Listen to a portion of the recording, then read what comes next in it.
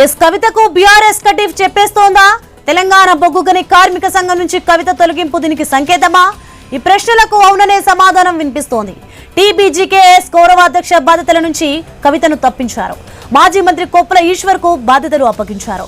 ఈ మార్పు జరుగుతున్న సమయంలో కవిత దేశంలోనే లేరు, అమెరికా పర్యటనలో ఉన్నారు. విషయం తెలిసిన వెంటనే అమెరికా నుంచి స్పందించారు కవిత. బీఆర్ఎస్ పై లేఖాస్త్రం సంధించారు. తనపై కుట్ర జరుగుతోందన్నది కవిత ఆరోపణ. అసలు టీబీజీకేఎస్ మీటింగ్ ను బీఆర్ఎస్ ఆఫీసులో ఎలా పెడతారని ప్రశ్నించారు. ఈ పరిణామాలు చూస్తుంటే కవితను దూరం పెట్టడానికే బీఆర్ఎస్ పెద్దలు నిర్ణయం తీసుకున్నట్లుగా గులాబీ పార్టీ వర్గాల్లో చర్చ నడుస్తోంది.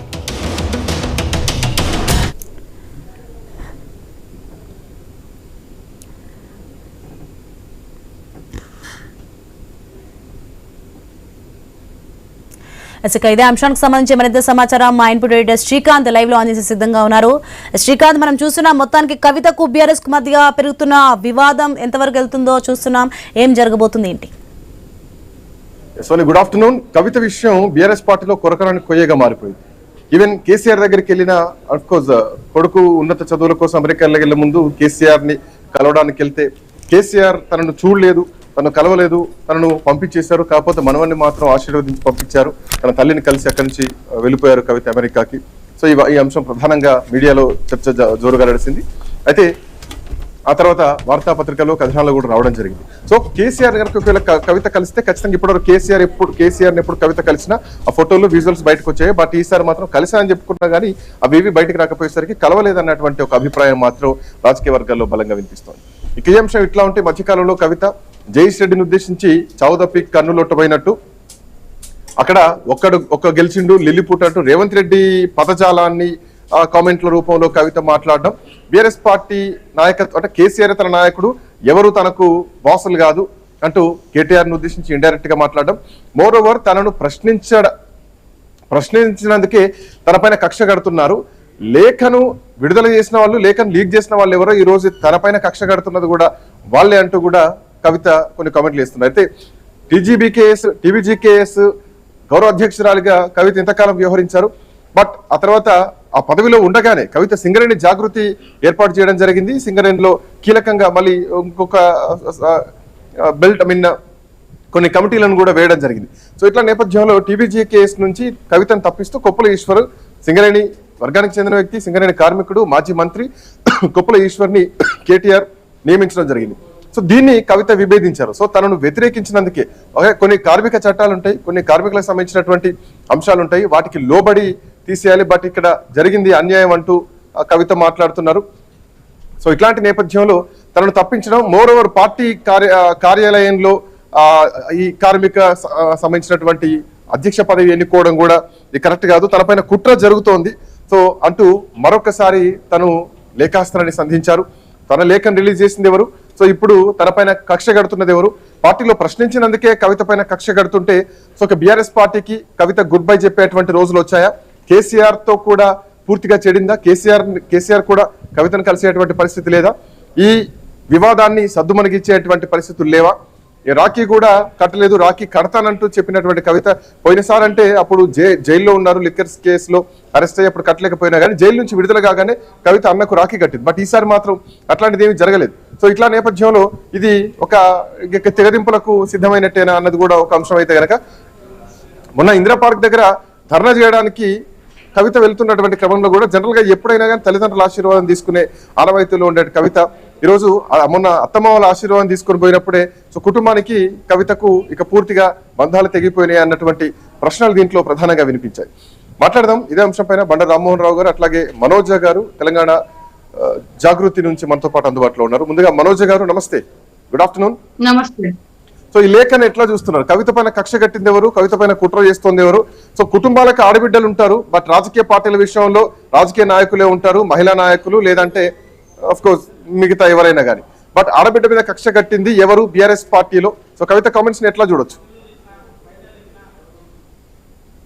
ఈ రోజు నిజంగా కూడా అంటే ఇది ఒక బాధాకరమైన విషయమే. ఎందుకంటే టీబీజీకేఎస్ కి గౌరవ అధ్యక్షురాలుగా ఎన్నుకోబడ్డారు. ఆ రోజు ఆగస్టు 17, 2015 లా ఏదైతే 11 ఏరియాల 1000 మంది సభ్యులతోని కవితక్క గారిని ఎన్నుకోబడ్డ పదవి అది గౌరవ అధ్యక్షురాలిగా. అలాంటిది ఈ రోజు కేవలం బీఆర్ఎస్ కార్యాలయంలో పెట్టేసి మేము గౌరవ అధ్యక్షునిగా కొప్పులేశ్వరికి ఇస్తున్నామంటే ఇది నిజంగా కూడా అంటే కార్మిక హక్కులకు విరుద్ధంగా జరిగిందే. ఒక యూనియన్ లో ఒక గౌరవ అధ్యక్షుడిగా గౌరవ అధ్యక్షురాలుగా నియమించడానికి కొన్ని పద్ధతులు ఉంటాయి. అవన్నిటిని కూడా ఈ రోజు కాలరాశిది కేవలం కుట్రపూర్వితంగానే చేసిండ్రు అని అనుకుంటున్నాము. ఖచ్చితంగా అక్క ఏ స్టాండ్ తీసుకున్న దానికి మేము కట్టుబడి ఉంటాము. మీ వాయిస్ వినిపిస్తలేదు. పిసిఆర్ మనోజ్ గారు వినిపిస్తుందా?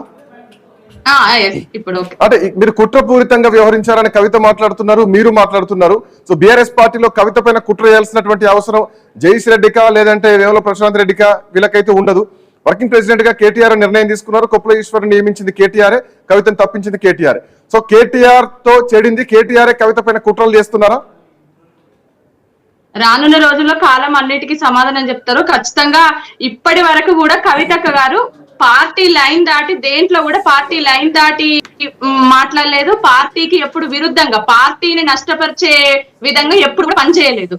అన్ని కూడా పార్టీలో లోపాలు ఉంటాయి. ఆ లోపాలని ఎవరో ఒకరు చెప్పాలి కదా, చెప్తేనే సరిదిద్దుకుంటేనే కదా ఇక ముందు మనము ప్రజలు కోరుకునేది, ప్రజలు ఆశించేది. ఈ రోజు కాంగ్రెస్ విపరీతంగా ఫెయిల్యూర్ ఉంది. దాన్ని మనము ప్రజల దృష్టిలోకి తీసుకెళ్లాల్సిన టైంలో ఈ రోజు అంటే కవితక్క గారిని టార్గెట్ చేసి ఇదంతా చేస్తే తెలంగాణ ప్రజలు కవితక్క గారితో పాటు తెలంగాణ ప్రజలు కూడా ఈ రోజు నష్టపోతున్నారు కదా. అదెందుకు పార్టీ ఆలోచిస్తలేరు అని అలాంటి వాళ్ళని బాధపడుతున్నాం. అదెందుకు కేసీఆర్ గారు ఆలోచిస్తలేరు అని బాధపడుతున్నాం. ఎందుకంటే ఈ రోజు వరకు కూడా కేసీఆర్ గారి నాయకత్వాన్ని బలపరచడానికి జాగృతి పనిచేసింది, కవితక్క గారు పనిచేసిండ్రు. ఇప్పటి వరకు కూడా మేము ఎక్కడా కూడా అక్కగారు లైన్ దాటి మాట్లాడలేదు, మేము లైన్ దాటి మాట్లాడలేదు, పని చేయలేదు. కానీ ఎందుకు ఈ రోజు ఒక ఆడబిడ్డని ఇంతగానో వేధిస్తున్నారు అన్నది పార్టీలో అంతర్గతంగా మాట్లాడాల్సినటువంటి విషయాల్ని బహిరంగతంగా మాట్లాడుతున్నారు. సో కవిత పార్టీ లైన్ దాటే మాట్లాడుతున్నారు, సొంత పార్టీ నాయకుల్ని విమర్శిస్తున్నారు. ఒక ప్రతిపక్ష నాయకులు మాట్లాడుతున్నట్టు, లేదంటే వీళ్ళు ప్రతిపక్షంలో ఉంటే అధికార పార్టీ కాంగ్రెస్ పార్టీ చెందిన నాయకులు మాట్లాడుతున్న విధంగా కవిత సొంత పార్టీలోనే మాట్లాడడం, ఇది బీఆర్ఎస్ పార్టీ కొంత మింగుడు పడలేదు. సో ఆ విషయాలు కేటీఆర్ డైరెక్ట్ చెప్పడం జరిగింది. అంతర్గత విషయాల్ని బహిరంగంగా మాట్లాడితే ఊరుకునేది లేదని చెప్పేసి ఈ రోజు ఒక క్వశ్చన్ అన్న, ఎవరు కవితక్క గారు లెటర్ లీక్ చేసింది ఎవరు? ఆమె గత ఎన్నో సార్లు 100 సార్లు కేసీఆర్ గారికి లెటర్ రాసిండ్రు. ఈ రోజు అక్క గారు ఈ దేశంలో లేనప్పుడు ఆమె లెటర్ లీక్ చేసింది ఎవరు? అది స్టార్ట్ చేసింది ఎవరు? ఆమె లెటర్ లీక్ చేసి ఆమెమి బహిరంగంగా మీడియాకి ఇవ్వలేదు. నేను కేసీఆర్ గారికి లెటర్ రాస్తున్నా అని చెప్పేసి మీడియాకి ఇవ్వలేదు. తను పర్సనల్ గా రాసిన లెటర్ ని దాన్ని ఈ రోజు పబ్లిక్ చేసి ఎక్కడైతే అక్క దేశంలో లేనప్పుడు దాన్ని లీక్ చేసింది ఎవరు? అప్పుడు కూడా అక్క స్పందించకుండా ఆ లీక్ చేసిన వాళ్ళని బయట పెట్టండి అనేసి అప్పుడు కూడా పార్టీని అడగకుండా ఉంటే తన తప్పుని అంగీకరించినట్టు ఖచ్చితంగా తను అడుగుతారు కదా. మరి పార్టీ నుండి ఇప్పటి వరకు కూడా స్పందన లేదు కదా. లీక్ చేసిన వాళ్ళు ఎవరో చెప్పమని అంటే అక్క మీదనే ఒక్కొక్కటిగా దాడి చేస్తున్నారే తప్ప అంటే ఇప్పుడు ప్రశ్నించే గొంతుల్ని తొక్కడమా? ఇది కరెక్ట్ కాదు కదా. ఈ రోజు మేము బీఆర్ఎస్ పార్టీలో ముందు నుండి కూడా కవితక్క గారు ఆ రోజు 2014 క్యాబినెట్ లో మహిళలకు చోటు లేదు అని చెప్పేసి ఆ రోజు అడిగిన ఒకే ఒక వ్యక్తి ఎవరన్నా ఉన్నారంటే కవితక్క గారు. ఎప్పుడు కూడా పార్టీలో తప్పు ఒప్పులను చర్చిస్తూ తను కేసీఆర్ గారి దృష్టికి తీసుకెళ్తూనే ఉన్నారు. ఈ రోజు ఎందుకు ఆ లెటర్ ని లీక్ చేసిండ్రు? ఆ లీక్ చేసింది ఎవరు అని అడిగితే దానికి ఇదంతా క్రియేట్ చేసి ఈ రోజు కొత్తగా కాదు. జాగృతి సింగరేణిలో కమిటీలు వేయడం కానీ అంటే జాగృతిని గత 2007 నుండి కూడా అన్ని కమిటీలు ఉన్నాయి జాగృతికి. ఈ రోజు అక్కగారు క్లియర్ గా చెప్పారు, మైనారిటీకి కానివ్వండి, ఎస్టీ ప్రతి శాఖకి. మనోజ్ గారు పూర్తిగా పార్టీతో తెగదింపులు జరుగుతున్నాయి అనుకోవచ్చా? కవిత పార్టీకి రాజీనామా చేసేటువంటి అవకాశాలు కనిపిస్తున్నాయా? సొంత పార్టీలోనే కుట్రలు జరుగుతుంటే ఆ కుట్రల్ని భరించి కవిత అదే పార్టీలో ఉంటారా, లేదంటే పార్టీ నుంచి బయటకు వెళ్ళేటువంటి పరిస్థితులు ఏమైనా ఉంటాయా? ఇప్పుడు కాదు అప్పుడు కాదు, చాలా సంవత్సరాల నుండి అక్క మీద ఎన్ని కుట్రలు జరిగినా కూడా, అక్కని ఎంత వేధించినా కూడా కేసీఆర్ గారి నాయకత్వాన్ని తెలంగాణ ప్రజలు నష్టపోవద్దని చెప్పి తెలంగాణ ప్రజల కోసం, కేసీఆర్ గారి నాయకత్వం కోసం అక్క అన్ని భరిస్తూనే వచ్చిండ్రు. పార్టీలో అన్ని ఓపిక్గా తను భరిస్తూనే వచ్చిండ్రు. ఇప్పుడు కవితక్క గారు ఏ నిర్ణయం తీసుకున్నా ఆ నిర్ణయానికి మేమందరం కట్టుబడి ఉంటాం, అక్కతో పాటు పనిచేస్తాం. కానీ మేము ఇప్పటికీ కూడా ఏమంటున్నామంటే కేసీఆర్ గారి నాయకత్వాన్ని అక్క కోరుకుంటున్నారు. సో అక్క వెళ్ళిపోవాలి, అక్కని పంపించేయాలి అని ఎన్ని కుట్రలు చేసినా కూడా ఒక ఆడబిడ్డకి భూదేవికి సో ఉన్నంత అక్కను ఓపిక ఎవరు ఆ పంపించాలనుకుంటున్నారు? అన్న పంపించాలనుకుంటున్నాడా, తండ్రి పంపించాలనుకుంటున్నారా? మిగతా వాళ్ళకైతే సంబంధం లేదు ఇందులో. ఈ రోజు లేఖ లీక్ చేసిన వాళ్ళే పంపించాలనుకుంటున్నారు. గత ఇన్ని సంవత్సరాలుగా, గత 15 సంవత్సరాలుగా అక్క మీద వెనుక నుండి కుట్రలు చేసే వాళ్ళే ఈ రోజు అక్కను పంపించాలనుకుంటున్నారు. ఈ రోజు అక్క ఉంటే వాళ్ళ కవిత విషయంలో ప్రధానంగా రెస్పాండ్ అవుతున్నది కేటీఆర్ మాత్రమే పరోక్షంగా. సో లేఖ ఎవరు లీక్ చేశారు అని మీరు ఒక ప్రశ్న అడుగుతున్నారు. కవిత ఢిల్లీ అమెరికా నుంచి వచ్చిన తర్వాత మాట్లాడిన మాటలకు కేటీఆర్ ఇండైరెక్ట్ గా రెస్పాండ్ కావడం జరిగింది. మిగతా పార్టీ నాయకులు ఎవరు కూడా రెస్పాండ్ కాలేదు. అండ్ ఇప్పుడు కూడా అధ్యక్ష పదవి నుంచి తప్పించింది కేటీఆర్. సో కవిత లీక్ చేసింది ఎవరు, ఆ లెటర్ లీక్ చేసింది ఎవరు అంటే ఈ ప్రశ్నలో ఒక సమాధానం కనిపిస్తుంది, అది కేటీఆర్ గారు ఈ రోజు అన్న వర్కింగ్ ప్రెసిడెంట్ గా ఉన్నారు కాబట్టి స్పందిస్తున్నారు, నిర్ణయాలు తీసుకుంటున్నారు. మేమేమంటున్నామంటే ఈ రోజు అధిష్టానం బయట పెట్టాలి, లెటర్ లీక్ చేసింది ఎవరు అన్న దాని మీద ఈ రోజు బయట పెడితే అన్ని ప్రశ్నలకు సమాధానం వస్తుంది. తెలంగాణ ప్రజలకు కూడా ఒక క్లారిటీ వస్తుంది. ఆడబిడ్డ మీద కుట్రలు చేసేది ఎవరు, ఆడబిడ్డని పంపించాలని చూసేది ఎవరు, మాలాంటి వాళ్ళందరినీ ఎందుకు మా పార్టీకి దూరం చేయాలనుకుంటున్నారు. ఇప్పటి వరకు కూడా మేము జాగృతి కవితక్క గారు ఏ పిలుపునిస్తే, అంటే బీఆర్ఎస్ కి ఎమ్మెల్యే ఎలక్షన్స్, ఎంపీ ఎలక్షన్స్, ఏ ఎలక్షన్లకైనా వర్క్ చేయమంటే నిస్వార్థంగా మేము వర్క్ చేసినాం. మేము ఎప్పుడు కూడా బీఆర్ఎస్ పార్టీని మన కేసీఆర్ గారి నాయకత్వాన్ని నిలబెట్టడం కోసం కష్టపడ్డ వాళ్ళం మేమంతా. అట్లాంటి వాళ్ళని ఎందుకు ఈ రోజు దూరం చేయాలనుకుంటున్నారు? ఈ రోజు అక్కని ఎందుకు ఇబ్బంది పెడుతున్నారు? ఒక ఆడబిడ్డని ఎందుకు ఈ రోజు ఇట్లా కుట్రలు చేస్తున్నారు అన్నది మా వర్షన్. ఒక్క నిమిషం Manoj garu, I will come back to మీ దగ్గరికి వస్తాను. రామ్మోహన్ రావు గారు, బండారు రామ్మోహన్ రావు గారు మనతో పాటున్నారు, రాజకీయ విశ్లేషకులు. రామ్మోహన్ రావు గారు, ఆడబిడ్డ మీద కుట్రలు చేస్తున్నది ఎవరు, లేఖ లీక్ చేసింది ఎవరు, అధ్యక్షురాలుగా తప్పించింది మాత్రం కేటీఆర్ఏ, కొప్పుల ఈశ్వర్ నియమించింది కేటీఆర్ఏ. సో ఈ ప్రశ్నల వెనకాల సమాధానాలు ఎట్లా చూడాలి ఒకటి.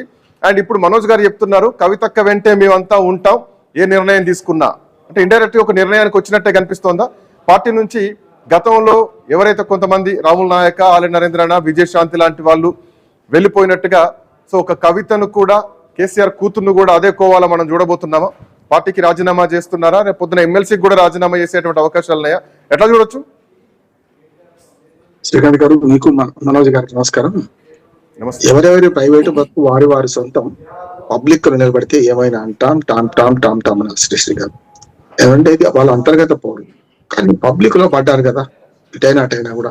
జగదీష్ రెడ్డి గారు కానీ, లేకపోతే కవిత గారు కానీ, పరోక్షంగా కేటీఆర్ గారు కూడా చూస్తున్నాం. మిగతా వ్యక్తులు పెద్దగా బీఆర్ఎస్ పార్టీ నుంచి పెద్దగా స్పందిస్తలేరు, కానీ ఒకరిద్దరు స్పందించారు. వారికి సమాధానం కవిత గారు ఇచ్చారు.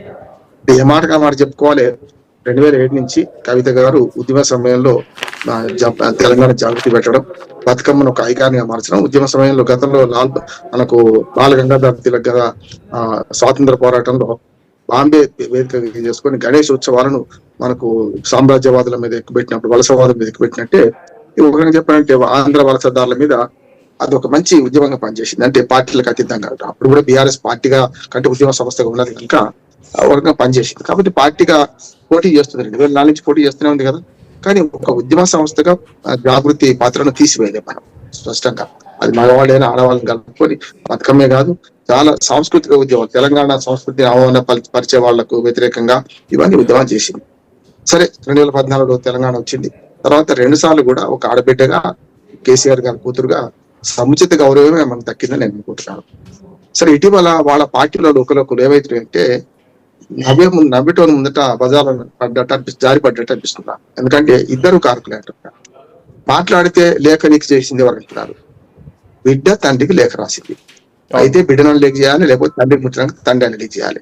ఈ ఇద్దరి మధ్యన ఉదాహరణ చెప్తున్నారు. మరి మీ పేరు మనోజ్ గారితో పంపింది అనుకోండి, కవిత గారు మనోజ్ గారు లీక్ చేయాలి. అంతేకాదు ఎవరో పంపిన మధ్యవర్తి లీక్ చేయాలి. రాసిన వాళ్ళని కావాలి, లేకపోతే తీసుకున్న వాళ్ళని కావాలి. తండ్రి ఎంతైనా కడుపు పెట్టుకుని రాసుకుంటాడు కదా. కేసీఆర్ గారికి లీక్ చేయరు. నేను ఒక తండ్రిగా బిడ్డ రాసిన లేఖ అయితే లీక్ చేయరు. అయితే ఈమె దగ్గర లీక్ కావాలి, లేకపోతే పంపిన వాడు, అది పోస్ట్ లో పంపినరా, కొరియాలో పంపినరా, మనిషితో పంపినరా, చెప్పాల్సింది ఎవరు? కవిత గారు కదా. ఆనందించిన ఏమంటున్నారంటే ఈ లేఖ ఎవరితో పంపారు, దాన్ని బట్టి కవిత గారు ఇప్పుడు వాళ్ళని అడగడం కాదు, మీరు చెప్పాలి సమాధానం. కవిత గారు ఏమని, నేను పోస్ట్ లో పంపినా, పోస్ట్ అయితే తీయడు, కొరియర్లో పంపినా, కొరియర్ మీద కేసు పెట్టొచ్చు. ఈ రెండు కాకుండా మనిషితో పంపితే, నమ్మకస్తులైన మనిషితో పంపారా, లేకపోతే మీరే టేబుల్ మీద పెట్టొచ్చారా, ఇంట్లోకి వెళ్ళారు తండ్రి టేబుల్ మీద పెట్టొచ్చారు అనుకోండి, అప్పుడు మీ ఇద్దరికే సంబంధం, ఎవరికి కాదు, తండ్రి కూతుళ్ళ సమస్య. రెండోది ఏమంటున్నారంటే మొదటి నుంచి కూడా అదే రీతిగా చూస్తే కవిత గారికి న్యాయమే జరిగింది, అన్యాయం జరిగింది అంటున్నాను నేను. ఎందుకంటే ఎంపీగా కానీ ప్రజా జీవితంలో గెలవచ్చు. నేనంటే వారసత్వంగా ఎంట్రీ మాత్రం వారసత్వంది ఎవరిదైనా. ఒక హరీష్ రావు కావచ్చు, కేటీఆర్ గారు కావచ్చు, లేకపోతే ఇటు పక్కన కవిత గారు కావచ్చు, పూర్తిగా ఎంట్రీ కవిత ఒక కామెంట్ చేస్తున్నారు. సింగరేణి బొగ్గుగని కార్మిక సంఘం నుంచి తనను తప్పించిన తర్వాత ఆల్మోస్ట్ నెల రోజులకు ఎక్కువైపోయింది. ఈ తర్వాత ఇంకా నేను సింగరేణి కార్మికుల వెంటే ఉంటాను, కార్మికుల ఇంట్లో వాళ్ళ కుటుంబ సభ్యురాలుగా ఉంటాను అని చెప్పేసి కవిత మాట్లాడుతున్నారు. సింగరేణి ఎటుంటే తెలంగాణ అటు టర్న్ అయిన సందర్భాలు మనం చూసాం. సింగరేణి ఇట్లా ఎలక్షన్స్ టర్న్ చేస్తుంది. సో అట్లాంటి విభాగం సింగరేణి, నల్ల బంగారు గని. ఇప్పుడు కవిత వెంట సింగరేణి ఉంటుందా? కవిత మాటలు ఎట్లా చూడొచ్చు? సింగరేణి కాలేజ్ లో ఒక్క జిల్లా లేదు, సంబంధించి మొదలుకొని ఆదిలాబాద్ దాకా జిల్లా అంతా సింగరేణి కాలేజీలు ఉన్నాయి. మీరు అనేది వాస్తవం. ఎందుకంటే సింగరేణి కాలేజ్ కార్మికులు బీఆర్ఎస్ వైపు ఉన్నప్పుడు టీఆర్ఎస్ గెలవలే. టీఆర్ఎస్ గెలిచింది 2 సార్లు, టీఆర్ఎస్ పేరు మీద గెలిచారు. బీఆర్ఎస్ ఓడిపోయింది వరకు 2024లో 23లో 24 2 సార్లు బీఆర్ఎస్ పేరు మీద ఓడిపోయింది. ఏ ఎన్నిక చేసినా పోటీ చేస్తే ఓడిపోయింది. ఎంపీలు మొత్తం రాలేదు, ఎమ్మెల్యేలు మాత్రం 39 మంది ఎమ్మెల్యేలు వచ్చారు. కాకపోతే బీఆర్ఎస్ పేరు మీద. కనుక వాళ్ళ ఆ యూనియన్ ఎవరికి మద్దతుగా ఉంటుందంటే మనకు చూసి 2023 ఎన్నికల్లో కాంగ్రెస్ మద్దతు చేసింది యూనియన్ చాలా వరకు. ఇది కేవలం పార్టీ యూనియన్ మాత్రమే. పార్టీ యూనియన్ లో రకరకాలుగా చీలికలు వచ్చినాయి. ఒక మాట నేను ఒప్పుకుంటాను, ఎందుకంటే అడ్వకేట్ గా చెప్తున్నా ఏంటంటే కార్మిక చట్టాలు కొన్ని ఉన్నాయి. యూనియన్ల అంటే మన పార్టీ యూనియన్లను కూడా ఎన్నుకునే పద్ధతి ఉంటుంది. కవిత గారు ఎన్నుకున్న ప్రెసిడెంట్, ఎంపిక చేసిన ప్రెసిడెంట్ ఎప్పుడు చెల్లదు. కనుక మళ్ళీ ఎన్నికలు పెట్టి కవిత గారు తీసేసుకొని అదే బీఆర్ఎస్ పార్టీ వాళ్ళు లేకుంటే యూనియన్ ఎన్నుకున్నారు అనుకోండి, ఉపేశ్వర్ గారిని ఎన్నుకుంటే తప్పలేదు, నష్టమేం కదా. కానీ సంపూర్ణంగా అంగీకారం కావాలి కదా. ఇంకొకటి ఏంటంటే యూనియన్ ఎన్నికలు ఎక్కడ జరగాలి? ఆఫీసులో, అంటే యూనియన్ ఆఫీసులో జరగాలి కదా. యూనియన్ కు ఆఫీస్ ఉంది కదా అక్కడ. దాంట్లో జరిగే వరకు ఏ జిల్లాకు ఆ జిల్లా సభ్యులు ఉన్నారు, అందులో క్రియాశీల సభ్యులు ఓటేస్తారు, అక్కడ జరిగితే పొరపాట్లేదు. బట్ బీఆర్ఎస్ ఆఫీసులో ఎందుకు జరిగిందనే మనరాజు ప్రశ్నకు కూడా సమాధానం వాళ్ళు చెప్పాలి. ఎవరైతే నియమించారో డైరెక్ట్ గా ముంచిది కంగడానికి అర్థం ఎందుకు? ఎందుకంటే మనోజ్ గారికి భయం, మనకేం భయం? నేనేమంటున్నానంటే కేటీఆర్ మీద డైరెక్ట్ ఆరోపించవచ్చు, నష్టం ఉన్నది. కేటీఆర్ కవిత మాటలు బయటకు వస్తున్నాయి కానీ కవిత మాటలక లేదంటే ఆమె ఆవేదనక ఎక్కడ ఒక్క రియాక్షన్ కూడా రావట్లేదు. టీఆర్ఎస్ పార్టీ కనీసం పట్టించుకోవడం కూడా నేను ఒక మాట చెప్తాను. ఎందుకంటే అన్నా చెల్లెల పంచాయతీ, అది అతిథ కాదనా పదవితో కాదని మనకు సంబంధం లేదు. రాజు కంటే రాజభక్తి, స్వామి కంటే స్వామి భక్తి ఎక్కువ చూపెడితే ఇప్పుడు మనోజ్ గారిని కేటీఆర్ అనవచ్చు. మొన్న ఆయన అన్నది కదా, ఎవరిని మన జగదీష్ రెడ్డి గారిని, మన లిల్లీ పుట్టని రకరకాలు అన్నది కదా ఆమె. నేను ఏమంటే ఇటువంటి మాటలు మాట్లాడుకోవద్దు అంటున్నా. ఏమైనా సరే వ్యక్తిగతంగా ముక్కు బాగాలేదు, నోరు బాగాలేదు అని మాట్లాడే కరెక్ట్ కాదు. ఏదో ఆవేశంగా వచ్చింది అన్నదనుకోండి, ఇప్పుడు లేదు. ఆమె అమెరికా పోయినప్పుడే ఇటువంటి కుట్రలు జరుగుతున్నాయి మాట మా వాస్తవం. ఇప్పుడు ఎట్లాగో రాజకీయ కుట్రలు ఎట్లా జరుగుతాయంటే ఆమె లేనప్పుడు జరిగింది, అమెరికాలో ఉన్నది. వచ్చిన తర్వాత మళ్ళీ కార్మిక యూనియన్ మనసులు గెలుచుకొని మళ్ళీ ఎలక్షన్ పెట్టుకుంది అనుకోండి, ఆమె గెలుచుకున్నట్టు. వాళ్ళ పార్టీ వ్యవహారం కదా, అదంతా అంటున్నాను. అందుకనే ఇవాళ దీని మీద ఒక క్లారిటీ ఇవ్వాల్సింది ఎవరంటే కేటీఆర్. ఎందుకంటే ఇప్పుడు కేటీఆర్ మొన్నటి దాకా ఉత్తరం లేఖ లీకేజ్ లో ఆయన పాత్ర ఉందని ఎవరు అనలేదు. ఆయన పరోక్షంగా అన్నా కూడా దానికి సమాధానం ఆయన ఇవ్వలేదు. కానీ ఒకటి చేసిండు, పార్టీ మాత్రం ఈ కవిత వ్యవహారంలో ఎవరు కూడా పార్టీ పరంగా మాట్లాడొద్దని ఇంతమందిని కంట్రోల్ చేశారు. ప్రైవేట్ ఇప్పుడు ప్రాంతీయ పార్టీలన్నీ శ్రీకాంత్ గారు ప్రైవేట్ ఆస్తులుగా మారిపోయినాయి. ఇప్పుడు వాళ్ళ గొడవ మనకి ఎందుకంటే నిజంగా చెప్పాలంటే ఒక సలహా కవిత గారికైనా కేటీఆర్ కైనా బీఆర్ఎస్ పార్టీకి మొత్తం శ్రేణులకు నా సలహా ఏంటంటే ప్రభుత్వ వైఫల్యాలను ఎండగట్టాల సమయంలో, ఇవాళ ప్రతిపక్షంలో ఉన్న సమయంలో మీరు మీ పార్టీ వాళ్ళు ఎన్నుకుంటే ప్రజల్లో పలుకుని అవుతారంటున్నారు. ఇవాళ యూరియా కొరత ఉంది, చెప్పులు పెట్టుకుని వస్తున్నారు. 6 గ్యారెంటీలు 1 గ్యారెంటీ కూడా సరిగ్గా సంపూర్ణంగా అమలు కాలేదు. చాలా బీసీ హామీలు అంటున్నారు. రేపు ఉపరాష్ట్రపతి ఎన్నికలు వస్తున్నాయి. వీటిలో మీరు కలిసి కట్టుకుంటారా? మీరే పంచాయతీ పెట్టుకుని దేనికి ఆదర్శం అంటున్నారు? కేటీఆర్ కవిత ఇద్దరు ప్రశ్నిస్తున్నారు. మీరు ఎవరికి ఆదర్శం అవుతున్నారు? మీ కార్యకర్తలు అయమయ్యలు నెట్టిండ్రు, మీ కార్యకర్తలు ఏది మాట్లాడినా కూడా తప్పు ఉపయోగట్టుంది. ఇట్లా ఎందుకు జరుగుతుంది అంటున్నారు. మీకు మెకలోకులు అంటే పార్టీ లోపల మీరు అన్నారు కదా, అంతర్గతంగా మాట్లాడుకోవాల్సిన విషయాలు బహిర్గతంగా ఎవరు చేసినా తప్పే అంటున్నాను. ఈ తప్పులు చేసుకుంటూ పోతే ఎదుటివాడికే నష్టం, ఎదుటివాళ్ళ లాభం అవుతుంది, నష్టం అవుతుంది. పార్టీలో నష్టపోతారు కదా. ఎలక్షన్ ఫేస్ చేయాల్సింది. ఈ 3 ఏళ్లలో మళ్ళీ ఎలక్షన్, స్థానిక ప్రభుత్వాల ఎలక్షన్స్ వస్తున్నాయి. మీరు కలిసికట్టుగా ఉన్నప్పుడే కదా పార్టీని నడిపించేది. మీరు ఇట్లా జాగృతి పేరు మీద దాని పేరు మీద ఒక క్లారిటీ ఇచ్చింది కవిత. ఏమనంటే పార్టీ పెట్టాలని అడిగారు ఆ మధ్యన. బీఆర్ఎస్ ఉంది కదా, చాలా సరిపోద్ది కదా, బీఆర్ఎస్ ఉంది కదా అన్నది కదా ఆమె, సరిపోతుంది. కానీ ఇప్పుడు మీ పదవుల కోసమో ఇప్పుడు అధికారంలో ఉన్నప్పుడు మీరు ఏ రేజ్ చేసినా నష్టం ఏం లేకుంటుండే. మీరు అధికారం పోయిన తర్వాత రేజ్ చేయడం వల్ల అటు బీజేపీకి ఇటు మన కాంగ్రెస్ పార్టీకి మీరు ప్రశ్న అయిపోతున్నారు. మీ పరువు మీరే తీసుకుంటున్నారు. And one second, Kamboj Venkateshwarlu garu BRS party senior నాయకులు ఫోన్ లైన్ లో అందుబాటులో ఉన్నారు. Kamboj garu, good afternoon. Good afternoon Srikanth garu. Good afternoon, very good afternoon. Kavitha పైన కుట్రలు చేస్తున్నారు సొంత పార్టీ నాయకులే. కవిత లెటర్ లీక్ చేసింది ఎవరు? టీబీజీకేఎస్ గౌరవ అధ్యక్షురాలుగా తొలగించి కార్మికుల ఐక్యతను దెబ్బతీశారు. ఒక పార్టీ అంటే యూనియన్ ఆఫీస్ లో జరగాల్సినటువంటి ఎన్నికను పార్టీ ఆఫీస్ లో ఎన్నుకున్నారు. తనను తప్పించి మీరు పెద్ద కుట్ర చేస్తున్నారు కవిత వెనకాల. ఆ లీక్ చేసింది ఎవరు?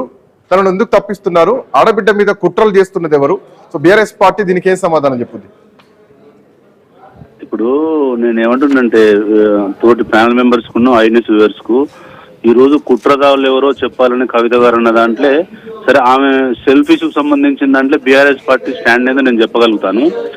ఆ రోజు 2015లో కొత్తగూడెంలో ఆగస్టు 17వ తారీఖు నాడు జనరల్ బాడీ మీటింగ్ లో సింగరేణి కాలనీకి సంబంధించిన టీజీపీ తెలంగాణ బొగ్గుగని కార్మిక సంఘం గౌరవ అధ్యక్షురాలుగా ఎన్నుకున్నాం.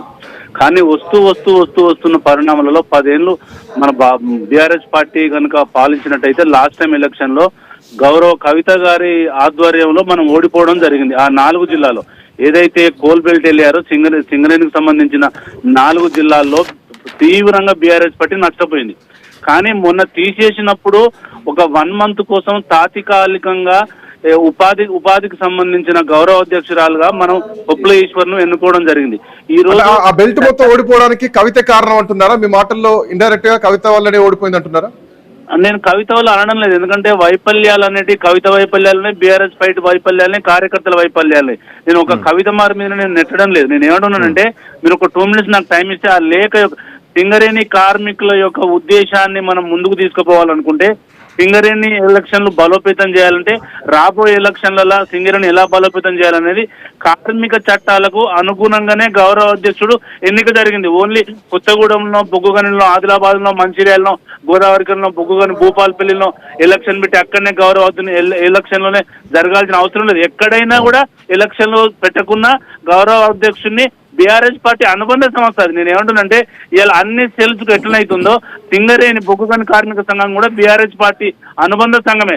దాన్ని ఎలా ముందుకు తీసుకెళ్లాలని కేసీఆర్ గారు నిర్ణయం మేరకు జరుగుతుంది తప్ప కానీ కవిత మాటల్లో తనపైన కుట్ర జరుగుతుంది అన్నది ఒకటైతే గనక, అధ్యక్ష పదవి నుంచి తనను తప్పించిన, తాను కార్మికుల్లోనే ఉంటాను, కార్మికులతోనే ఉంటాను, ప్రతి ఇంట్లో బిడ్డలాగా ఉంటాను అను సింగరేణి జాగృతి కూడా ఇప్పటికే స్థాపించడం జరిగింది. సో దీని వెనకాల ఇక పార్టీకి గుడ్ బై చెప్పే టైం ఆసన్నమైంది అన్నది కనిపిస్తోంది. ఇందాక మనోజ్ గారు జాగృతి నాయకురాలు కూడా మనతో పాటు డిబేట్ లో ఉన్నారు.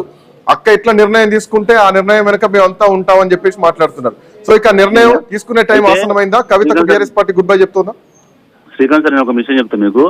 ఏ రోజైతే లెటర్ బయటికి వచ్చిందో ఆ రోజే కవిత గారు మన హైదరాబాద్ ఎయిర్పోర్ట్ లో దిగిన తర్వాత డైరెక్ట్ గౌరవ్ కేసీఆర్ గారి దగ్గరికి పోతే ఈ సమస్యనే ఉండకపోవు.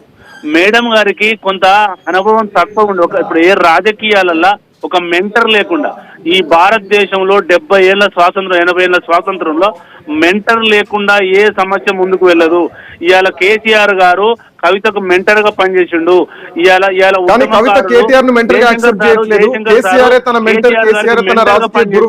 ముందుకెళ్తున్నారు. నేనేమంటున్నానంటే పార్టీ వదిలిపెట్టే ప్రసక్తి లేదు కవిత గారు. రాబోయే కాలంలో మా ఎమ్మెల్సీగానే ఉంటది, ఫ్యూచర్ లో మా పార్టీనే ఉంటది. మీరు చూస్తూ ఉంటారు. ఇది చిన్న సమస్యను పెద్దగా చూస్తున్నారు తప్ప దీనిలో ఎలాంటి లొసుకులు లేవు. నేనేమంటున్నానంటే కవిత గారికి పొరపచ్చులు ఉండొచ్చు, కానీ విత్ ఇన్ ది పార్టీలో మాట్లాడతాం. మేము అక్టోబర్లో అన్ని అనుబంధ సంఘాల సేల్స్ చేసుకుంటున్నాము. మేము జాగృతిలో ఇన్వాల్వ్ అవుతాము. బీఆర్ఎస్ పార్టీలో కవిత గారు ఉంటారు. ఇవాళ కవిత గారు చెప్పింది ఏంటంటే నేను జాగృతిని డెవలప్ చేస్తాను, రాబోయే గవర్నమెంట్ లో మన పాత్ర ఏందని పాలిస్తానని చెప్పారు. కాబట్టి కవిత గారు బీఆర్ఎస్ పార్టీలో ఉంటూ జాగృతిని డెవలప్ చేస్తూ రాబోయే ఉద్యమాలు, ప్రజా ఉద్యమాలు సృష్టిస్తూ జాగృతి కానీ, సింగరేణి కానీ, యూత్ కానీ, రైతు కానీ, కార్మికులు కానీ, విద్యార్థులు కానీ మొత్తం ఈ రోజు కాంగ్రెస్ పార్టీని ఎక్కడికక్కడ రాబోయే 2028 ఎలక్షన్ లో ముందుకెళ్తాం తప్ప కవిత గారు, కేసీఆర్ గారిని వదిలిపెట్టే ప్రసక్తి లేదు, వేరే పార్టీ పెట్టే ప్రసక్తి లేదు. ఇవాళ తాత్కాలికమైన ఈ సింగరేణి ఎలక్షన్లో అయినా ఈ కాంగ్రెస్ వాళ్ళు కలువులు కబర్లు చెప్పినా కవిత గారికి ఏదో కోపాలు ఉండొచ్చు. నేను ఏమంటున్నానంటే ఆ రోజు జరిగిన పరిణామాల డైరెక్ట్ డాడీ దగ్గరికి వెళ్ళిపోతే ఈ పరిస్థితిలో ఉండకపోవడం వల్ల ఒక మెంటర్ స్థాయిలో లేదు. కాబట్టి కవిత గారు ఆలోచన చేసి మళ్ళీ కవిత గారు కేసీఆర్ గారి దగ్గరికి వెళ్తుంది. రాబోయే కాలంలో కవిత గారి ఆధ్వర్యంలోనే సింగరేణి ఉంటుంది, కవిత గారి ఆధ్వర్యంలో జాగృతి ఉంటుంది, అన్ని ముందుకు తీసుకెళ్తాం. రాబోయే కాలం భవిష్యత్ అంతా బీఆర్ఎస్ పార్టీదే, అందరికి తెలిసిన విషయమే. ఇలా కాంగ్రెస్ ఖతమైంది, బీజేపీ మతం పేరున ముందుకు వస్తుంది. కాబట్టి రాబోయే కాలంలో మళ్ళీ కేసీఆర్ గారి ఆధ్వర్యంలో సింగరేణి సమస్యలు కానీ, జాగృతి సమస్యలు కానీ, బీఆర్ఎస్ పార్టీ అనుబంధ సంఘాల సమస్యలు కానీ ముందుకు తీసుకెళ్తూ మేము కొత్త కమిటీలు వేసుకొని రాబోయే ప్రజా ఉద్యమాలు సృష్టిస్తూ రాబోయే కాలంలో గవర్నమెంట్ ఎలా తెచ్చుకోవాలి, ఎక్కడికక్కడ ఎండగొస్తాం కాంగ్రెస్ పార్టీ యొక్క వైఫల్యాలను. ఇలా చిన్న సమస్యనే, ఇది పెద్ద సమస్య ఏం కాదు మాకు. థ్యాంక్ యూ కంబోజ్ వెంకటేశ్వర్లు గారు, మనోజ్ గారు, అట్లాగే బండారు రామ్మోహన్ రావు గారు. సో కవిత రాసినటువంటి లేఖ, సింగరేణి కార్మికులను ఉద్దేశించి రాసినటువంటి బహిరంగ లేఖ ఈరోజు బీఆర్ఎస్ పార్టీలో కుదుపులకు కారణమవుతోంది. సో తనపైన చేస్తున్నటువంటి కుట్రలు ఎవరు చేస్తున్నారు, లేఖను బయటికి లీక్ చేసింది ఎవరు అన్నటువంటి ప్రశ్నలు ఇంకా ప్రశ్నలుగానే మిగిలిపోయినాయి. కానీ కవిత మాత్రం ఎప్పటికప్పుడు కొత్త ప్రశ్నలు సంధిస్తూనే ఉన్నారు. కొత్తగా బీఆర్ఎస్ పార్టీలో ఒక అలజడి సృష్టిస్తూనే ఉన్నారు. సో దీనికి బీఆర్ఎస్ పార్టీ ఏం సమాధానం చెప్పబోతోంది, రేపటి రోజున కవిత ఎట్లాంటి నిర్ణయం తీసుకున్నా మేమంతా సిద్ధంగానే ఉన్నాం అని జాగృతి నాయకులు చెప్తున్నారు. సో ఆ నిర్ణయానికి సిద్ధమయ్యారా, ఇక సమయం ఆసన్నమైందా అన్నది కాలం నిర్ణయిస్తుందా, మరి కేసీఆర్ నిర్ణయిస్తారో చూద్దాం.